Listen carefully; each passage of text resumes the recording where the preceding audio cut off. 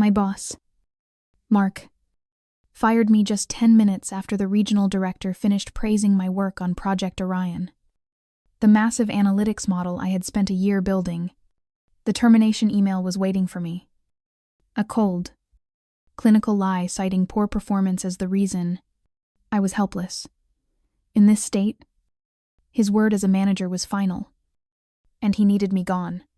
He had presented Orion as his own success, and my presence threatened to expose his incompetence.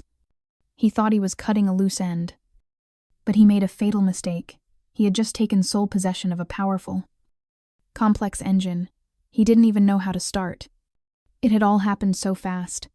One moment. I was standing in the main conference room, the air still bright with energy. Paula, our regional director, a sharp woman who didn't waste words, had flown in just to see the final demonstration of Project Orion. At 35, I was Sarah Peterson, the senior analytics lead at Keystone Analytics. And this project was the culmination of my 5 years at the company. Sarah, this Orion model is revolutionary, Paula had said, her eyes fixed on the live data stream. It doesn't just track consumer behavior, it predicts it with 94% accuracy. That's unheard of. She turned to me, her smile genuine. Tell me, how did you manage to stabilize the predictive algorithm on the consumer end? The notes I saw were vague on that point. The notes she saw had been filtered through my direct supervisor. Mark. I glanced at him. He was standing stiffly at the head of the table, his own smile looking glued on. His pen was clicking rapidly in his hand. Click, click, click. It was the only sound in the room. A tiny, nervous rhythm that I recognized as his tell when he felt cornered or insecure. The key was developing a new layering technique. Paula, I began, turning back to her. We had to teach the model to differentiate between active intent and passive browsing. It required building a separate, betrayal dataset. I spoke for 5 minutes, detailing the complex architecture, the late-night coding sessions, and the breakthroughs my team and I had achieved. I made sure to credit them. James and Maria, in particular, were essential. Paula nodded, visibly impressed. Fantastic work. Sarah, you are exactly what this company needs. You're going far. As I spoke, I could feel Mark's gaze on me. But I didn't look. He had been the one presenting my data in executive meetings for the past 6 months. And I realized now, with a sinking feeling, he had been taking credit for the design, not just the management of it. He had wanted the praise Paula just gave me. The moment Paula's town car left for the airport, Mark's assistant appeared at my desk. Her face was pale. Mark wants to see you. Now. The walk to his corner office felt different. The air was suddenly cold. I stepped inside. And he didn't ask me to sit. He was standing by the window, his back to me, looking down at the street. The pen was still in his hand. You enjoyed that, didn't you? His voice was tight, low, barely a whisper. Enjoyed what? Mark. The presentation, I thought it went very well. Paula seemed thrilled. In the meeting, it spun around, and I was startled to see the redness in his face. His eyes were narrowed, and he was trembling with a quiet fury, making me look like I didn't know what was going on, answering her questions before I could even open my mouth, showing me up. I was completely taken aback. Mark, she asked me directly. They were technical questions about the architecture. It's my project. I built it. It's a Keystone project. Sarah, he hissed, taking a step toward me. And you work for me. You report to me. You never, ever make your boss look redundant. You don't grandstand. You don't try to climb over me. You understand me. I stood frozen. This wasn't leadership. This was petty. Naked yelase. Mark. I would never. I was just answering her questions. I apologize if it came across that way. I tried to de-escalate. To bring us back to the work. The shared goal. The Vance Corporation is expecting the final launch integration on Monday. We should be celebrating this win. The whole team should. He waved his hand dismissively. A short, chopping motion. Don't you tell me about the Vance account? I'm the one managing that multi-million-dollar relationship. You just focus on your spreadsheets. He stared at me for a long, cold second. You're dismissed. I walked back to my desk. My stomach in knots. My hands were shaking. I felt sick. This was the man I had trusted. The man I had worked tirelessly for, covering for his own technical blind spots time and time again. I sat down, trying to breathe, trying to calm the hammering in my chest. And that's when I saw the new email in my inbox. The sender was Mark. The subject line was chilling. Termination of employment. I clicked it open. My blood ran cold. Sarah, this email is to confirm your immediate termination from Keystone Analytics. As discussed, your ongoing poor performance, insubordination, and failure to cooperate with management have left us no choice. Clear your desk by the end of the day. Human Resources will handle your exit paperwork. The words blurred. Poor performance. Insubordination. It was all lies. He had sent this while I was walking from his office. He had planned this. He was waiting for Paula to leave. I sat back in my chair, the leather squeaking in the quiet office. I couldn't breathe. 5 years. 5 years of working weekends. Of canceling personal plans. Of pouring every ounce of my creativity into this company. All of it erased in 30 seconds by one insecure man. I looked around my workspace. My personal home. My eyes landed on the small, framed photo from the company retreat 2 years ago. My whole team, James, Maria, Kenji, Ethan, Diane, Gabriella, and Kayla, all 7 of them, arms slung around each other, grinning after we won the team building award. They weren't just colleagues. They were my family. A cold, sharp feeling cut through the shock. It was anger, but it was quiet, deep, and steady.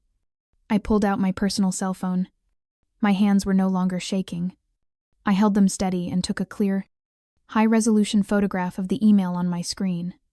Then, I forwarded the email from my work account to my personal Gmail address, along with the final presentation file and Paula's itinerary proving she had been there. I clicked shut down on my computer, stood up, and pulled the empty cardboard box I kept under my desk for recycling. I began to pack. My movements were slow, methodical. I would not cry here. I would not give him the satisfaction. The photo went in first. Then the coffee mug Maria had given me. The one that said Analytics Queen. The small, thriving cactus Kenji had bought for my desk because it's tough. Like you. Each item felt heavy. A reminder of a life that had just been stolen from me. 5 years of my life. Reduced to a single cardboard box. Sarah, what are you doing? I looked up. It was James, my senior analyst, and Maria, our client relations manager. Their faces were open, curious, smiling from the successful meeting. Then their smiles faded as they saw my expression. The box.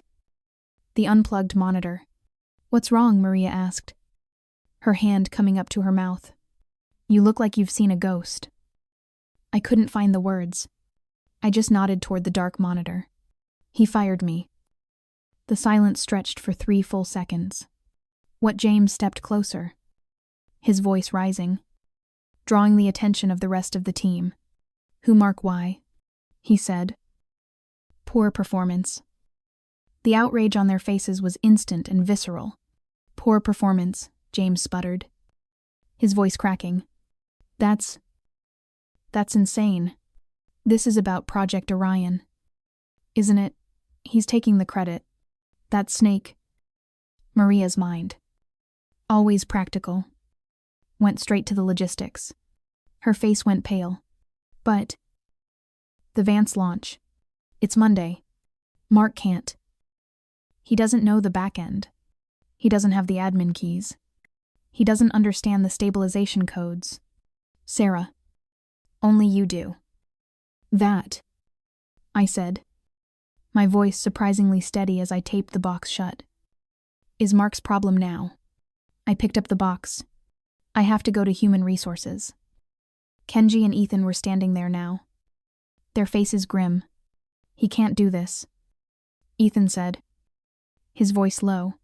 James looked like he was going to hit the wall. This isn't right. Sarah, we won't let him do this. We'll go to Paula. We'll call her right now. We'll tell her everything. I put my free hand on his arm, forcing him to look at me. Don't. My voice was firm. Don't risk your jobs.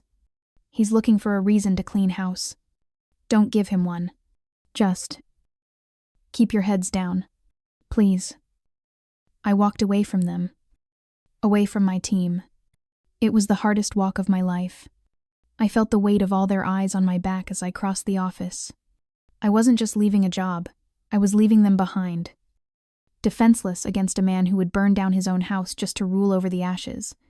My next stop was human resources. I had a feeling this fight was just beginning. The human resources office was on the 10th floor. Quiet and sterile. The woman behind the desk, Barbara, was new. Only a few months with the company. She looked up as I entered, my box in my arms, and her professional smile faltered. Sarah, she said, her eyes flicking to the box. What's going on? Mark, just let me go, I said, my voice flat. He said you would have the paperwork. Barbara's face pallid. He. What? She typed rapidly. Oh. My goodness. Here it is. It just came through. Sarah. I had no idea. She seemed genuinely flustered, which confirmed Mark had acted alone, bypassing all standard procedure. This is the standard separation agreement, she said, sliding a thick stack of documents across the desk. It outlines your final pay, insurance. And this, she tapped a specific page, the non-compete and non-solicitation agreement you signed when you were hired. I pulled the packet closer. My eyes locked on the clause. For 6 months, I was prohibited from working for any company deemed a direct competitor within a 300-mile radius. A cold, sharp spike of genuine fear shot through me. This wasn't just losing my job. This was about losing my career. Mark didn't just fire me. He was trying to ruin me. 6 months. In the tech world, that was a lifetime. I had a mortgage. I had bills. I started, my voice catching. It's very restrictive. Barbara supplied, her voice low. Off the record. Sarah. This seems incredibly abrupt. The reason listed here is performance. I've seen your files. You've never had a single warning. He did it right after Paula left the building. I said. I pulled out my phone, opened my personal email, and showed her the message. Barbara's professional mask dissolved. Her eyes widened. He fired you. Via email, citing poor performance. 10 minutes after that presentation, she looked ill. This is not right. This is bad faith. That's a legal term. Sarah. But is it enforceable? I asked, pointing to the non-compete. I'm not a lawyer, she said, pressing her lips together. But the company will certainly try to enforce it. Mark is very protected. As she stepped away to print my final check, my phone, which I had placed on the desk, began to vibrate. It buzzed again and again, lighting up with a stream of texts from our team's group chat. James Mark is at my desk. He's asking for the Orion admin password. The root one. Maria. He's furious. He's demanding to know how to run the final integration report for Vance. James. He's in the system with his manager credentials. He's trying to change things. He's going to corrupt the entire model. I felt a sudden, sharp pang of guilt. I had left them. My first instinct was to text back, to give James the password, to walk him through the script. But I stopped. My hand hovered over the phone. The non-compete. The poor performance email. He did this. This was a problem of his own making. I slipped the phone back into my pocket. The screen dark. I would not feel guilty for a fire Mark had started himself. The next 2 days were a blur of panic and planning. My emergency fund suddenly felt tiny. I called an employment lawyer. Vincent Torres. I sat across from him. My packet of HR documents and the printed-out email spread between us. He read the email first. Then the non-compete. He took off his glasses. "This is textbook, wrongful termination," he said. "Not in a way that will get you your job back. But the bad faith aspect is your leverage." He tapped the non-compete. This is what we fight. A court will not look kindly on a company that fires its top performer for poor performance without a single shred of documentation, and then tries to prevent her from earning a living. "So it's not enforceable?" I asked. "It's questionably enforceable," he corrected. "It's punitive. That email from Mark," he pointed at my printout, "is your shield." He was emotional. He was sloppy. And he put his motive in writing. I left his office feeling lighter. The fear was still there. But it was turning into resolve. That evening, my phone rang. The name on the screen made my heart stop. Hank Fleming, CEO of Apex Solutions. Our biggest competitor. I had met him at conferences. He had tried to poach me a year ago. But I had loyally declined. I answered. "Hello? Hank." "Sarah." His voice boomed. "I've been hearing some disturbing rumors. Are you still with Keystone?" "As of yesterday." "No. I was terminated." There was a pause. "Terminated?" "By Mark, yes." "For what poor performance?" I said. Hank let out a sound that was half laugh, half choke. "Poor performance. You. The woman who built the Orion model, Sarah. Are you free to meet tomorrow?" "My office." "10 a.m." The next morning, I sat in a sleek conference room at the Apex headquarters. Hank Fleming walked in and shook my hand firmly. "I'll be blunt. Sarah," he said, "I want you. What Keystone did, it's stupid. And it's our gain." He had asked me to forward him the termination email. My legal team looked at it. They called it a gift. He leaned forward. "I have a position open. Director of Analytics. It's a step up. More responsibility. Better pay. And a team you build from the ground up." My heart skipped. "Hank. My non-compete. Keystone will sue." "Let them," Hank said with a grin. "First, as your lawyer said, it's barely enforceable. Second, Apex will cover every cent of your legal fees. We will fight them. And we will win." Mark picked a fight with the wrong person. Meanwhile, back at Keystone, Mark was staring at the Project Orion interface. It was late. The Vance launch was in 3 days. And he couldn't get the system to stabilize. Every report he tried to run came back corrupted. He remembered, briefly, that moment before he'd sent the email. A small voice had whispered, "Wait. You need her." But then he'd pictured Paula's impressed face, looking at Sarah. His anger and fear had been stronger. He slammed his fist on the desk. He'd just have to force James and the others to fix it. He was still in charge. But for the first time, as he looked at the broken data on the screen, a small, cold worm of panic began to twist in his gut. I called Hank back that evening. My hand was steady, my voice clear. "Hank, it's Sarah Peterson. I've reviewed the offer. And I've spoken with my attorney. I accept." "Wonderful. Fantastic news. His voice was warm and boomed over the line. I'll have my assistant send over the final contract immediately. Welcome to Apex. Sarah, we're going to do great things. I'm looking forward to it. Hank, I said, but I have one condition. It's not about my salary or title. It's about my former team. Go on, he said, his tone still open. They're brilliant. They're loyal. And right now, they're in a terrible, abusive position. I can't promise they'll all apply. But if they do, I need to know they'll get a fair look. I'm not asking you to hire them sight unseen. But I need to know they'll get a real interview.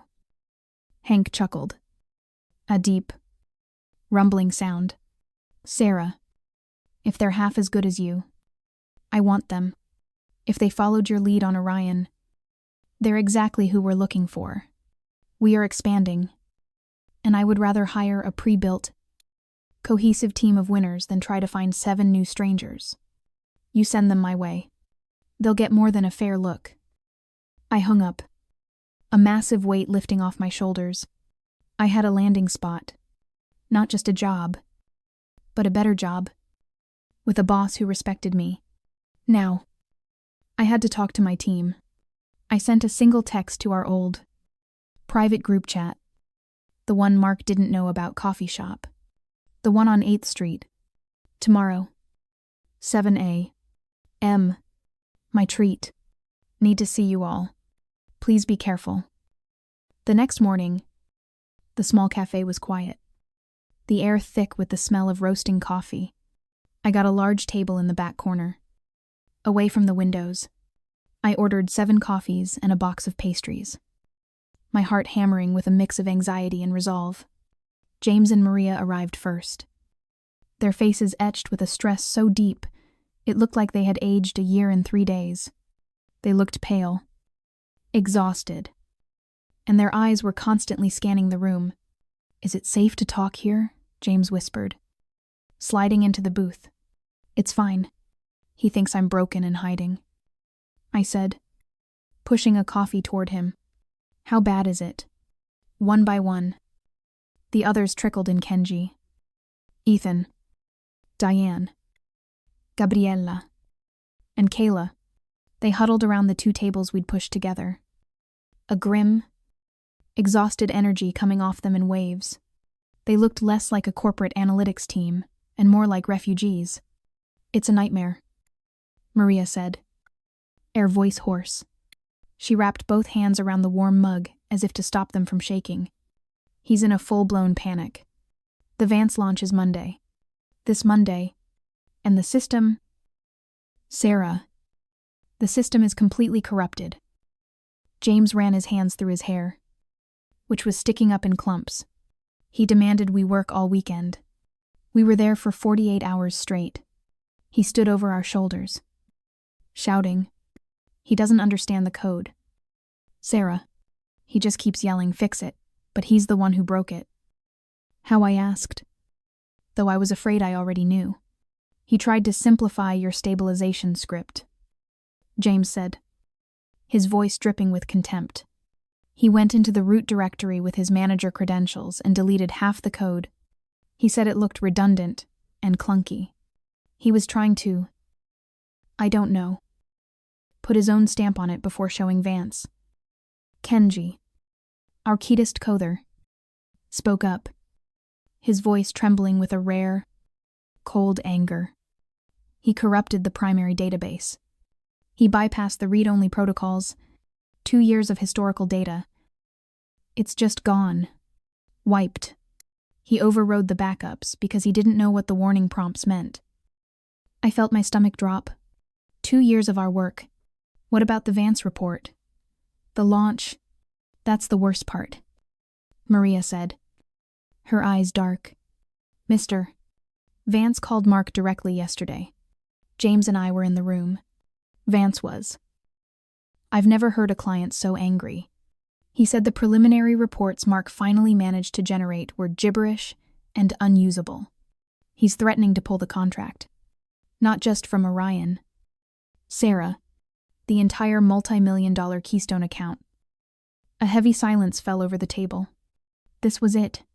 The self-destruction I had anticipated was happening even faster than I'd imagined. Mark hadn't just shot himself in the foot. He'd blown his entire leg off. He's blaming us, Ethan said, clenching his fists on the table. He held a meeting an hour after Vance hung up on him. He told us that if the Vance account walks, it'll be our fault for failing to support him. He said he'll make sure none of us ever work in this city again. I looked at their faces. These wonderful, talented people I had personally mentored. Reduced to this state of fear and exhaustion because of one man's insecure, toxic ego. I have something to tell you, I said, my voice clear and strong, cutting through their despair. I've accepted a position at Apex Solutions.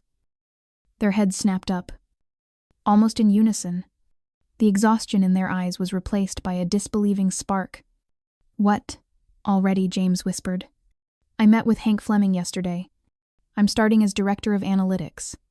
But, the non-compete, Maria asked. He's been waving that in our faces, saying you were finished. Apex's legal team is handling it, I said, smiling for the first time. They're not worried. They said my termination was in bad faith. They're actually looking forward to a fight. But they don't think Keystone will even try. Before I could say another word, Maria slid a piece of paper across the table. It was a printed email. Then James slid one over. Then Kenji. One by one.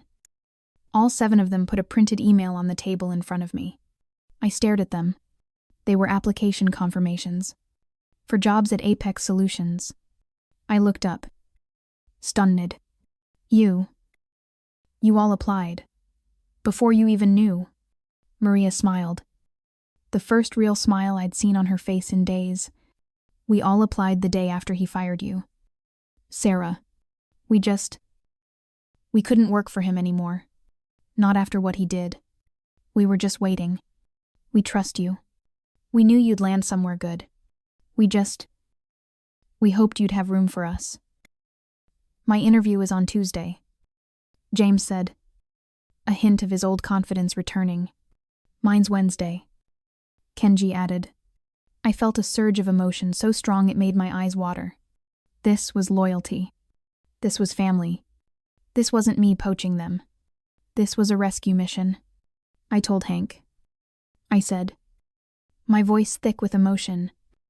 I told the CEO that my only condition for accepting the job was that you'd all get a fair look. He told me he'd rather hire a whole team of proven winners. We'll do more than that, James said, his voice hard. We'll bring our talent, our knowledge, and, Sarah, we know where all the other files are, the ones Mark didn't corrupt. I looked at him. You have a backup. Kenji nodded. A small, proud smile on his face. I pulled a full, encrypted copy of the entire Orion build onto an external drive the night before the presentation. I had a feeling Mark was getting weird about the project. He kept asking for root access, and I kept forgetting to grant it. The original source code is safe. With me. The following Monday was a blur. I was at Apex, filling out my own onboarding paperwork in a bright place. Beautiful new office. When my personal phone rang, the caller ID was Paula, the regional director. I let it ring 3 times, took a deep breath, and answered, putting her on speaker. Hello? Paula. Sarah. Her voice was not warm. It was clipped, cold, and vibrating with a tightly controlled panic. I am standing in an empty department. I have just received 7 resignation letters from your entire core team, all effective immediately, all of them citing your termination as the reason. You care to explain what is going on? I let the silence sit for a moment. Paula, with all due respect, I don't work for Keystone anymore. I'm not sure what there is for me to explain. People make their own career choices. Perhaps the work environment became untenable. Don't play games with me. Sarah. She snapped. This is a coordinated attack. They're all going to Apex, where you just started as director. This is poaching. This is a clear violation of your non-solicitation agreement. You are in serious legal trouble. Paula, I said, my voice dropping, losing its professional warmth and gaining a cold, hard edge. Are you really threatening me? You're the regional director. Did you approve Mark's decision to fire me? Did you co-sign the email he sent citing ongoing poor performance? She was quiet. I heard her take a shaky breath. Mark acted without my full, formal approval. He cited urgent performance issues that required immediate action. He lied, I said simply. He lied to you. And he lied about me. And you let him. Now. He's lost you, the Vance account. That hit her. The sound that came over the phone was a small, strangled gasp. What? What do you know about that? I know that Mr. Vance is furious, I said, leaning back in my new chair. I know that Mark corrupted the entire Orion database because he didn't know how to run it. And he was too arrogant to admit it. And I know that my team, my former team, spent 48 hours this past weekend trying to clean up his catastrophic mess while he shouted at them and threatened their careers. They didn't leave because I poached them. Paula, they left because they were being abused. They ran from a burning building. You shouldn't be asking me what's going on. You should be asking Mark why your entire top-performing team just walked out the door. The line was dead silent. When she spoke again, her voice had completely changed. The anger was gone, replaced by pure, uncut desperation. Sarah. Look. Please. Her voice was higher, pleading. I can fix this. I see that now. A terrible mistake has been made. What do you want? I can fire Mark. Today, right now, I will walk over and fire him. You can have his job. Senior director. We'll give you a 20% raise. 30%, a new title. A new bonus structure. Just. Please. Come back. The Vance contract is worth millions. We can't lose it. We need you to fix Orion. It was a tempting offer. The validation. The power. The chance to see Mark fired. But then I thought of my team. Already interviewing down the hall at Apex. I thought of Hank's trust. I thought of Mark's smug face as he'd fired me. I appreciate the offer, Paula. But it's too late. I've already accepted a new position. I start today. The non-compete, she shrieked. The panic making her voice ugly. Sarah, we will enforce it. I will have our legal team tie you up in court for years. You will never work in this city again. Go ahead, I said. And for the first time, I smiled. A wide, genuine smile. Have your legal team. Call my legal team. They're at Apex Solutions. And make sure you forward them a copy of my termination email. I'm told they find it very amusing. I hung up the phone. I looked out the window of my new, spacious office. The fight wasn't over. But I had just won a major battle. And I'd done it without compromising. And without leaving my people behind. The week that followed was a blur of activity. I was in a whirlwind of onboarding meetings at Apex. Learning new systems. And meeting new executives. Hank Fleming was true to his word. He fast-tracked interviews for all 7 members of my former team. They weren't just token interviews. He had his top division directors sit in, and he personally reviewed their files. By Wednesday, all of them had received official offers, most with significant pay raises and better titles, and by Friday, all had accepted. We were a team again. Hank, seeing the obvious advantage of keeping a cohesive unit together, assigned us a large, sunlit project pod in the new innovation wing. It had whiteboards covering every wall and high-end processing stations. A far cry from the beige. Cramped cubicles at Keystone. The energy was electric. It wasn't just relief. It was the feeling of being unleashed. As Kenji worked to securely transfer his encrypted backup of the original Orion source code onto Apex's secure servers, my phone buzzed. It was a news alert from the Boise Business Journal. The headline was Stark Keystone Analytics Loses Vance Corporation Contract, Stock Tumbles 18%. I read the article out loud to the team, who had gathered around my desk. A spokesperson for the Vance Corporation confirmed today they have terminated their 8-figure contract with Keystone Analytics, citing catastrophic operational failure and a complete breakdown in project management. This comes just weeks after Keystone was expected to launch the new Orion Analytics platform. Sources inside Keystone report a sudden, mass exodus of the entire core analytics team. Maria put her hand over her mouth.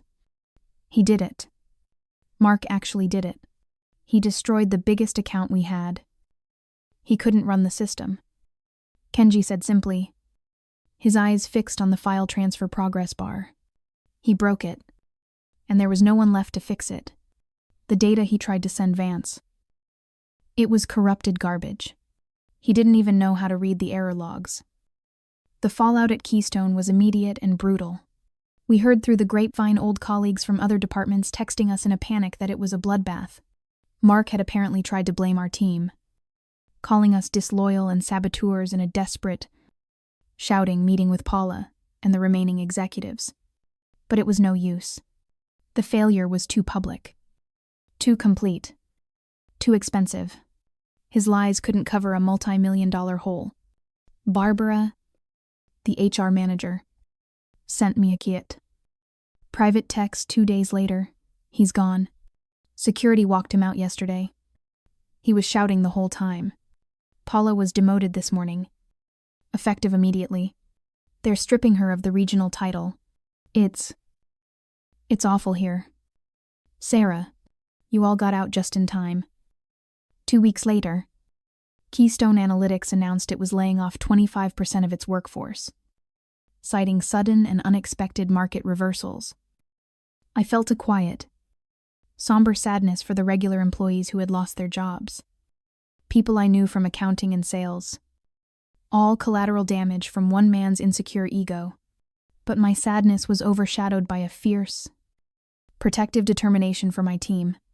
They had trusted me, and I would not let them down. I walked into Hank's office. My 7 team members were arrayed behind me, looking confident and ready. Hank, I said, we're all here. We're onboarded. And Kenji has the original, uncorrupted source code for Orion.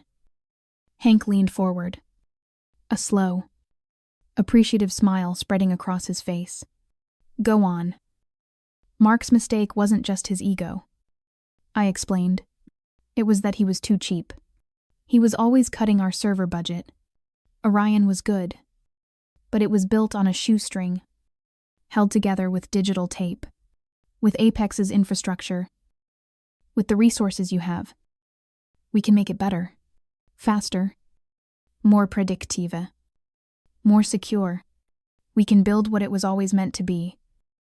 Then do it, Hank said, his eyes gleaming. Build it. I want a full proposal and budget on my desk by Monday. I want you to give it a new name. Show me what you can do when the leash is off. For the next 3 months. We worked with a kind of focused joy I hadn't realized I was missing. We weren't just fixing a broken system.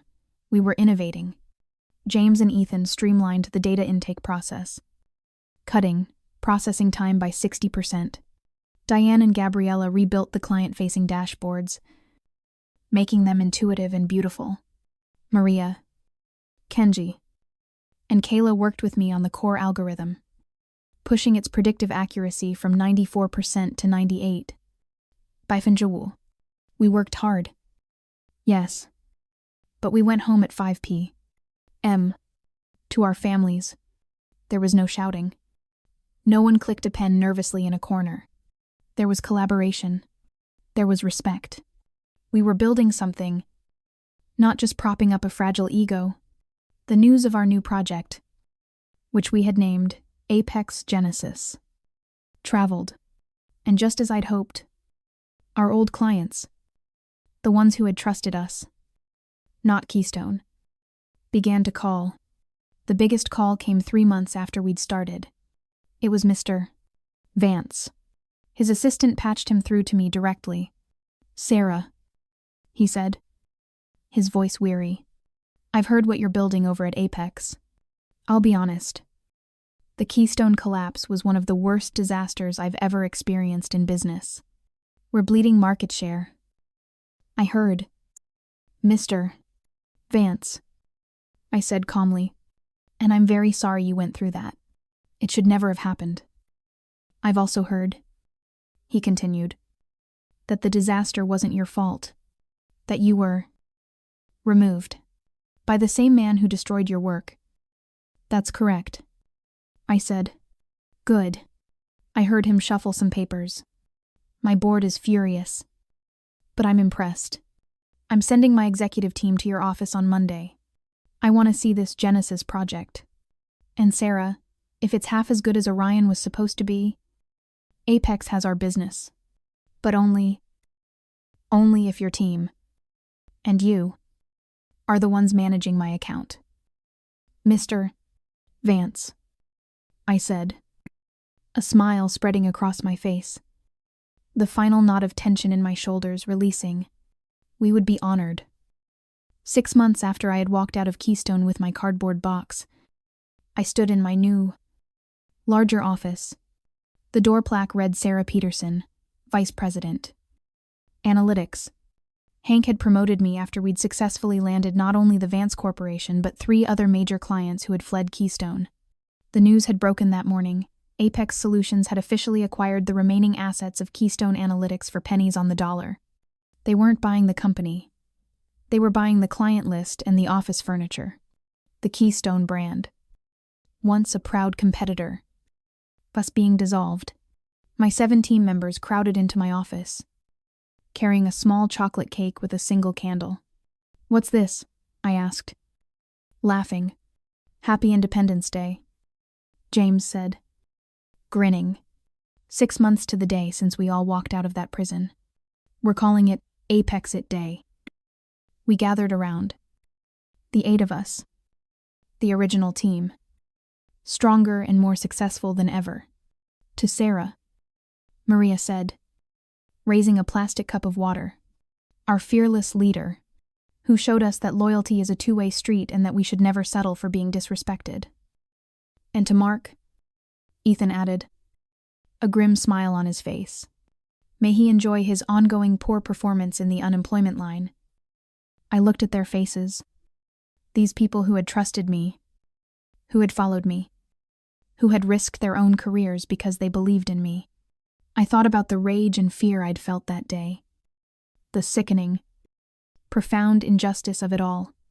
The feeling of being powerless, trapped by a petty tyrant. The greatest revenge wasn't in watching Mark and Keystone fall.